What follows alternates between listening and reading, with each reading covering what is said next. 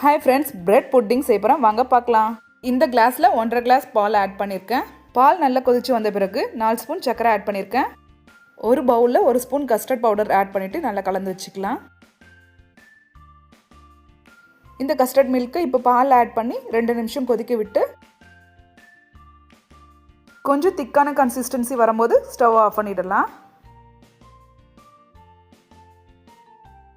3 slice bread எடுத்திருக்கேன். இந்த மாதிரி ரவுண்டான ஷேப் வச்சு இப்போ கட் பண்ணிக்கிறேன். இந்த மாதிரி கட் பண்ணி வச்சுருக்கேன். இப்போ ஒரு பிளேட்டில் ப்ரெட்டை வச்சுட்டு மேலே ஆல்ரெடி ரெடி பண்ண மில்க்கை ஊற்றிருக்கேன். அதே மாதிரி திரும்பவும் ப்ரெட்டை வச்சுட்டு இதே மாதிரி ரிப்பீட் பண்ணியிருக்கேன்.